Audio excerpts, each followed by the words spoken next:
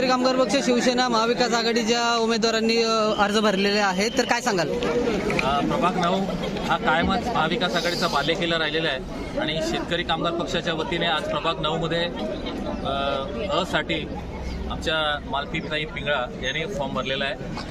ब जागेसाठी भारती विश्वास पेटकर यांनी फॉर्म भरलेला आहे आणि क जागेसाठी करुणा नरेंद्र नाईक यांनी फॉर्म भरले आहेत. त्याचबरोबर ड जागेसाठी आज प्रज्योती प्रकाश म्हात्रे यांनीही म्हणजे चारही महिलांनी आज अर्ज दाखल केलेले आहेत. आणि हा प्रभाग हा सातत्याने शेतकरी कामगार पक्ष आणि महाविकास आघाडीच्या बरोबर राहिलेला आहे आणि या प्रभागामध्ये आमची विजय हे निश्चित या निमित्तानं आम्हाला वाटतं. कोणत्या विकासाच्या मुद्द्यावर ही निवडणूक लढवत आहात?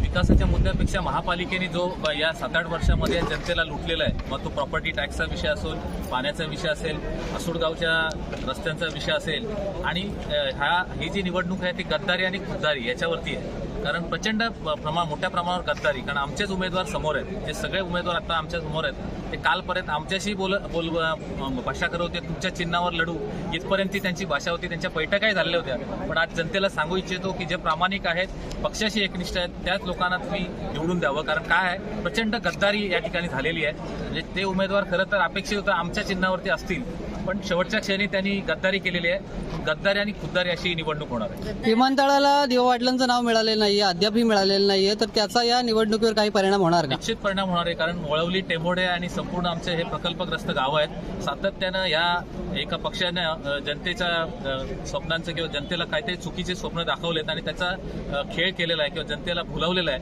हा एक स्वप्न होतं. आम्ही स्वतः म्हणजे आमच्या पक्षाच्या मी स्वतः प्रत्येक आंदोलनामध्ये सक्रिय होतो.